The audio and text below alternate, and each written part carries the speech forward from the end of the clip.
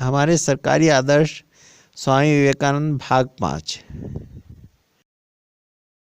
The Swami also told that he had long taken no fish food, as the South Indian Brahmins whose guests he had been throughout his South Indian tour were forbidden both fish and flesh, and would fain avail himself of this opportunity to have his accustomed fare.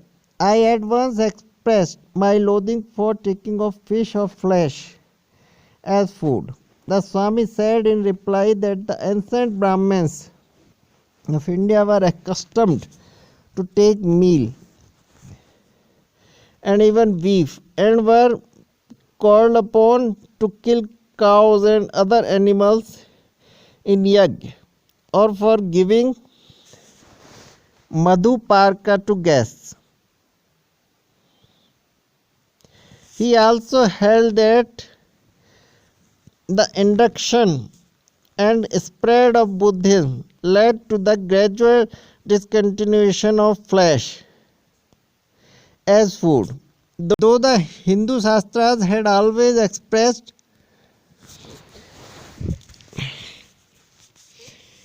a theoretical preference for those who avoided the use of flesh foods, and that the disfavor into which flesh had fallen was one of the chief causes of the gradual decline of the national strength and the final overthrow of the national independence of the united ancient Hindu races and states of India. He informed me at the same time that in recent years Bengalis had as a community begun to use freely animal food of several kinds, and that they generally got a Brahman to sprinkle a little water consecrated by the utterances of a few mantras over a whole flock of sheep, and then without any further qualms of religious conscience proceeded to hand, draw and quarter them. The Swami's opinion, at the least, as expressed in conversation with me, was that the Hindus must freely take to the use of animal food if India was to at all cope with the rest of the world in present race for power and predominance among the world's communities, whether within the British Empire or beyond its limits.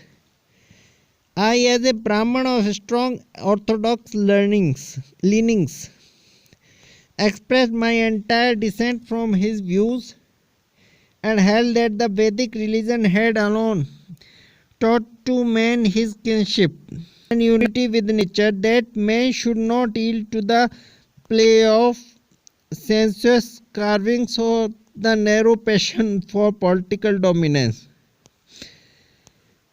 The ennobling gospel of universal mercy, which had been the unique possession of Hindus, especially of the Brahmins of South India, should never be abandoned as mistaken out of death or uncivilized, and that the world can and ought to make a great ethical advance by adopting a human diet, and also that no petty considerations of national strength or revival should prevail against the adoption of a policy of justice and humanity towards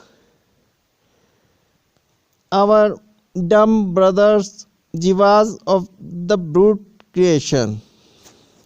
Knowing, as I fully did, the Swami's views on this question, I was not surprised to learn that while in America he had been in the habit of taking animal food, and I think he treated with silent contempt the denunciations and calumnies directed against him on this account.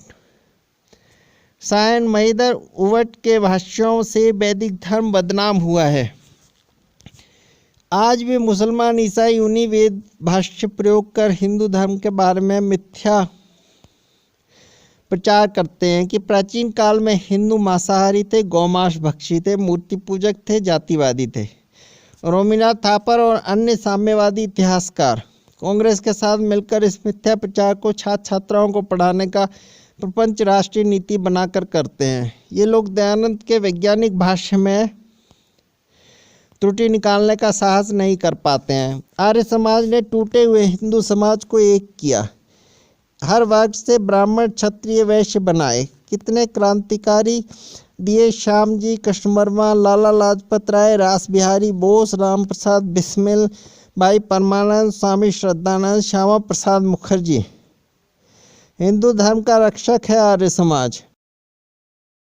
अब बात करें रामकृष्ण और विवेकानंद की, जो व्यक्ति खुद इस्लाम में परिवर्तित हो गया हो, शंकराचार्य के अद्वैत का मूल भी नहीं समझ सकता।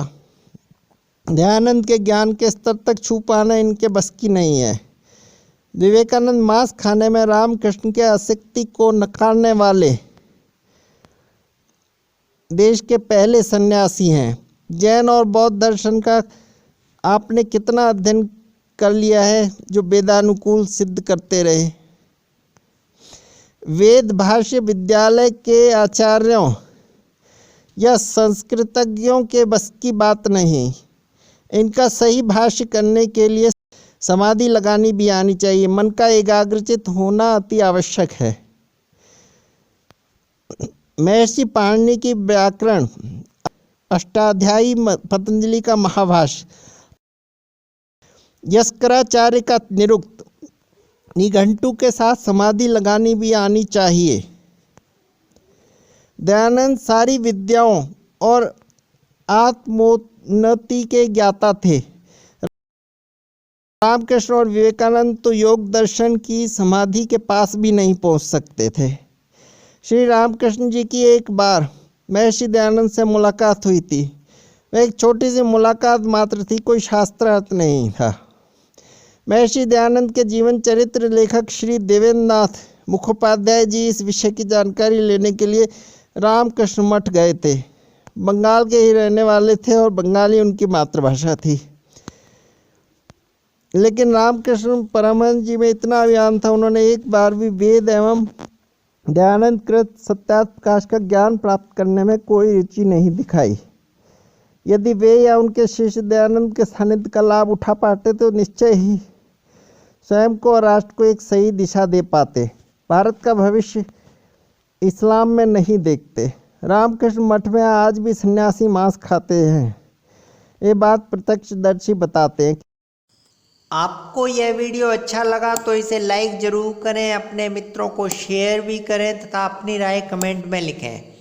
इसी प्रकार के और वीडियो देखने के लिए चैनल को सब्सक्राइब जरूर करें। धन्यवाद। वंदे मातरम। जय हिंद। जय श्री राम।